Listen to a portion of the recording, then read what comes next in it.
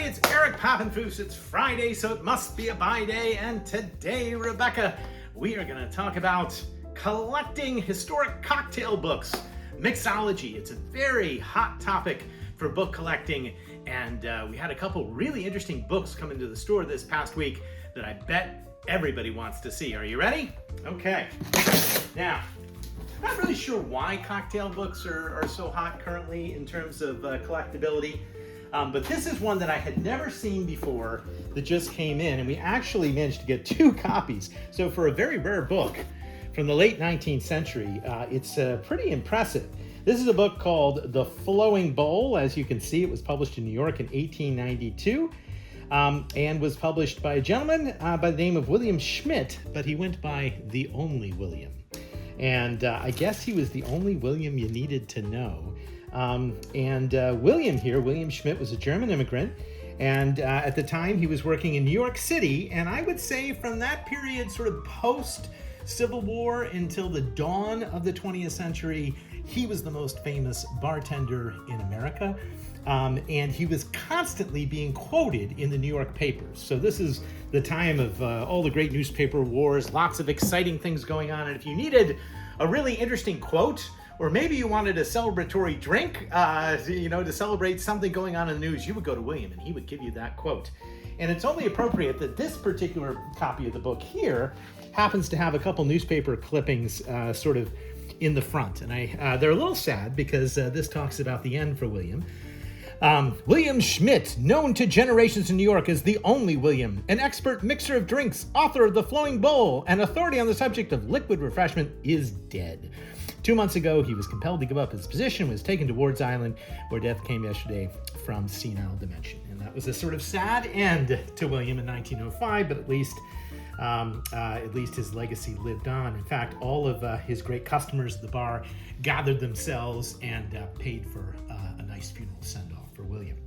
This is particularly interesting because look what we have here. It is an actual signed copy of the book. As far as I know, this is the only signed copy and perhaps the only signature known of William Schmidt. For being a celebrity bartender, he didn't autograph many things, and this is the only signed copy of his book. And look, there he is at 231 Broadway, and look at his sort of name, always at home. He was always ready to mix you a drink, Rebecca. Also interesting, it's inscribed to a gentleman by the name of W.J. Norton, and if you look him up, William's bar was located essentially at Ground Zero. And not too far away, there was a livery company operated by W. Norton.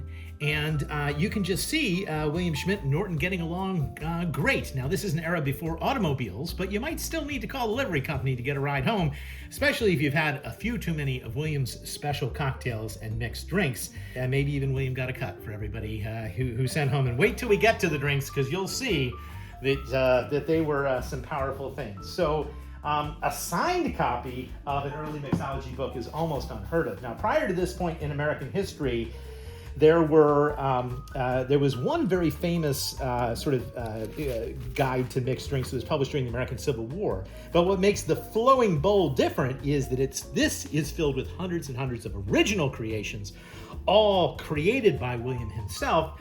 Unlike the other guides and cookbooks of the era, which did a lot of plagiarizing, it just sort of repeated the standard recipes again and again. So if you wanted to know how to make a Manhattan, yeah, you could find that. But you couldn't find recipes for William's other creations anywhere else. I wanted to say one more thing, too, which is that William considered himself both an artist and a mathematician. So if you think about it, mixing drinks was all about proportions and decimals, and he was very much that. But at the same time, it also took a flourish and creative spirit, and he mixed those together. And it said, really, it was a form of art, and that's what made William different. And he was also advocating for drinking at a time in which, if you look around this room, Rebecca, in 19th century America, we have far more books on temperance than we do on drinking. And listen to how William thread that needle. It may sound strange from the lips of a mixer of drinks, and still it is the truth. I believe in temperance. Surely this, my belief, has no reference to temperance that identifies itself with prohibition, but it has reference to temperance in the word's true meaning, tempering or moderating the enjoyment of liquors. A habitual drinker would never indulge in beverages artistically mixed. He lacks the taste for them, and they do not bring him rapidly enough to his desired nirvana. In drinking, our aim must be enjoyment, not inebriation. Thus, the culture of mixed drinks will lead us with greater sureness to true temperance than all blue laws ever will be able to do. An interesting theory, and happily, Williams does not get to live to see prohibition, which would have really, really upset him. Now, let's get to some of the drinks, shall we? The other nice thing about this book is, so we've got a drink for every day of the year, but we also have some incredibly interesting name drinks, this is a William creation. This is called the Brain Duster. Well, what's in the Brain Duster? Okay, into a mixing tumbler, squeeze the juice of a lime, 2 dashes of gum, 1 pony of absinthe, 2 dashes of Vino Vermouth, 2 dashes of sherry wine. Fill your glass with ice, stir, strain, and serve. The Brain Duster. You might be calling the delivery company after the Brain Duster. Let's get another example. I particularly liked some of the drinks that just are very New York. He's got them named after New York newspapers, politicians. Here's the Broker's Thought. That would be a good one. You could go there after a hard day on Wall Street. We're not far. The white of an egg in a mixing glass, lime, a little fine sugar, some fine ice, 2/3 drink of whiskey, some Santa Cruz rum. Shake it thoroughly well, strain into a fancy glass, fill up with milk while you stir it with a spoon, and serve. The Broker's Thought for his stockbrokers.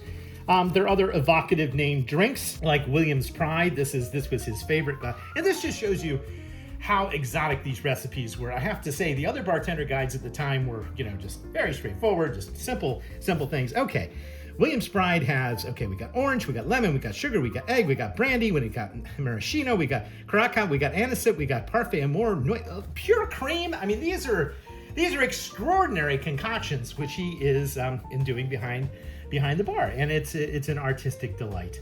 I told you as well, he would name them after the newspapers. So I'm pretty sure the reason he's quoted so much in the New York newspapers, and if you do like a regular newspaper search for the Only William, he's just quoted continuously, is because all the reporters would go there and drink at his bar, and he would, let me get a drink for you. So if you work for the New York Herald versus the other New York papers, you'd have your own drink, and the New York Herald's drink is quite something. Drink for 2. You've got yolks of 2 eggs in the bottom. You've got ice. He liked to use ice cream in his drinks and sherbet in his drinks. These are really extraordinary things which William is putting together. Now, because he was an artist, Rebecca, the book is 2/3 drink recipes and 1/3 poetry about drinking. And he also has this wonderful section in the book in which he basically gets all the great quotes from history about the benefits of drinking. So, Shakespeare, should we start with Shakespeare?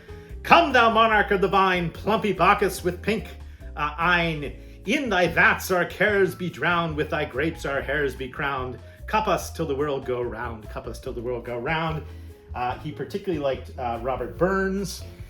Burns had some good drinking poetry. No churchman am I, for to rail and to write. No statesman nor soldier to plot or to fight. No sly man of business contriving to snare. For a big-bellied bottle, the whole of my care. So there you go. A mixology book complete with a tremendous amount of drinking poetry. Who doesn't want this book? This book will be coming into the Rare Book Room of the Scholar. I want to say one more thing just from a publishing standpoint. If you come back to that title page, Rebecca, you will see that the book is published in New York City by Charles Webster & Co. And this is, you probably don't know, but some people watching this might know what Charles Webster was famous for publishing. And he was famous for publishing the best-selling author of the time in America, which was Mark Twain. And so to have published a mixology book shows that it got pretty, they had high hopes for its circulation. And if you look in the back of the book, after the poetry, to see what is being advertised, it's all the works of Mark Twain, which I think is just a really neat edition, complete with illustrations. You can get the special editions. You can get all the books illustrated and put together, so you can get Huck Finn and the Connecticut Yankee and the Prince of Pauper all in a collectible set. And when you're collecting Mark Twain, you do know that those books were reprinted again and again and again in this time period in the 1890s. And it's very hard to find first printings, but it is probably relatively easy to find printings from the era. And these are all the printings that were available at the time. So that is the Only William. But that is not our only cocktail book today. Rebecca, we have one more, and this one is a riot as well because it is the smallest cocktail book I've ever seen. And when you find a cocktail book that's this small, you want to buy it. And it's called the Chunky Book of Cocktails, which is just a humorous thing. And if you look at it, Rebecca, it is a miniature book, and it is a miniature book that is filled with cocktail recipes. It was produced 1905 by a company which basically did novelty books. So it's Livermore and Knight. That's the copyright page. And there's the title page, the Tiny Book of Cocktails. There's some recipes in front of it that it goes to cocktails.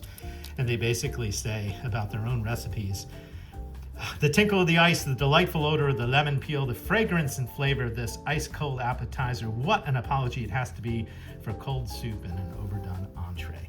So they weren't, yeah, hopefully the recipes weren't that bad in the beginning of the book, but then they get to the cocktails. And this has the Manhattan, it has cocktails named after pretty much every Ivy League school. You've got the Yale cocktail and the Harvard cocktail. But it doesn't have the original drinks or anything that you'll see. And so this is published right at the time of William's death and is also pre-Prohibition. You can imagine perhaps though making a miniature book easily able to be hid or hidden in a time if you're trying not to show it off. But that is curious. Also, just relatively impractical too, to have your cookbook be a miniature cookbook and your cocktail book be a miniature cocktail book. But that was one of the neatest and coolest things I'd ever seen. Okay, we're gonna end with a funny book. And we have been recently redoing our cooking and beverage section at the Scholar. And there were lots of good ones and some amusing ones like, you know, how to sculpt animals out of cheese. But I have to go back to a tried and true favorite if we're gonna do an actual buy day on cocktail books. And that is Tequila Mockingbird, which is one of our bestsellers at the Scholar. It is both a book of cocktails and a book of literary puns, including some of my favorites. I don't know if you have any favorite literary puns, but how about Infinite Zest? That's a good one. Huckleberry Sin, Howard's Blend, Gin Air. Yes, the recipes for all of your favorite literary works in mixed form can be found in our beverage section over at the Midtown Scholar. Well, thanks for watching. Hope you watch next Friday and every Friday at noon for more adventures and incredible finds in the world of books.